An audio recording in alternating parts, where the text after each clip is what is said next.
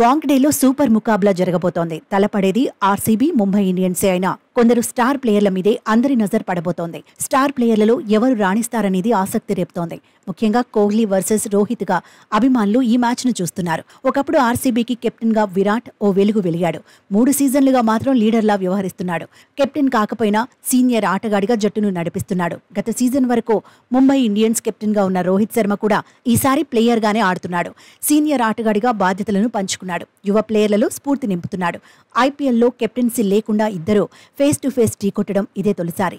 ప్రస్తుతం విరాట్ కోహ్లీ అద్భుతమైన ఫామ్ లో ఉన్నాడు. సీజన్ లో టాప్ స్కోరర్ గా కొనసాగుతున్నాడు. తొలి మ్యాచ్ లో మినహాయిస్తే ఆ తర్వాత కాన్ఫిడెంట్ గా బ్యాటింగ్ చేశాడు.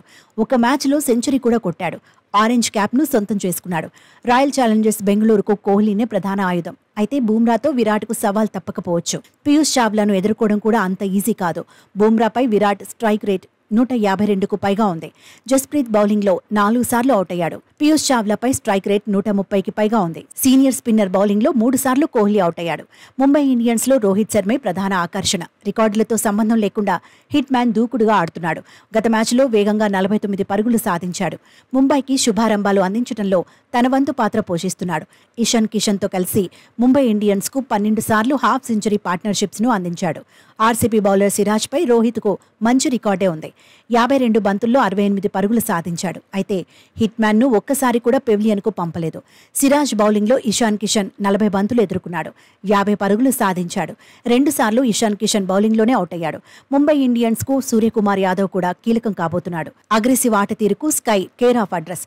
గత సీజన్ లో సూర్యకు అద్భుతమైన రికార్డు ఉంది. గాయం కారణంగా ఈసారి ఆలస్యంగా జట్టులో చేరాడు. గత మ్యాచ్లో విఫలమైన ఆర్సీబీపై చెలరేగితే అభిమానులకు పరుగుల విందు ఖాయం. సిరాజ్ పై సూర్యకుమార్ యాదవ్ కు మంచి రికార్డు ఉంది. 27 బంతుల్లోనే 61 పరుగులు సాధించాడు. 225.92 స్ట్రైక్ రేట్ ను నమోదు చేశాడు. సీజన్లో మాక్స్వెల్ ఇంకా తన ఇంపాక్ట్ చూపించలేదు. ఇప్పటి వరకు బిగ్ స్కోర్లు సాధించలేకపోయాడు. గత సీజన్లో ముంబై ఇండియన్స్ తరపున ఆడిన క్యామరూన్ ఇప్పుడు తన పాత జట్టుపై ఎలా ఆడతాడనేది హాట్ టాపిక్ గా మారింది. అయితే ఆర్సీబీ తరపున గ్రీన్ ఇంకా నిరూపించుకోలేదు. వాంఖడేలో అయినా చెలరేగితే వేలంలో తనకు దక్కిన ధరకు న్యాయం చేసిన వాడవుతాడనే చర్చ ఉంది. ఆర్సీబీ తరపున దినేష్ కార్తీక్ కూడా స్పెషల్ అట్రాక్షన్ కాబోతున్నాడు. డూప్లిసిస్ సైతం చెలరేగితేనే ఆర్సీబీకి అడ్వాంటేజ్ అవుతుంది. మొత్తంగా స్టార్ ప్లేయర్ల మధ్య వార్ ఉత్కంఠను పెంచుతోందని అభిమానులు చర్చించుకుంటున్నారు.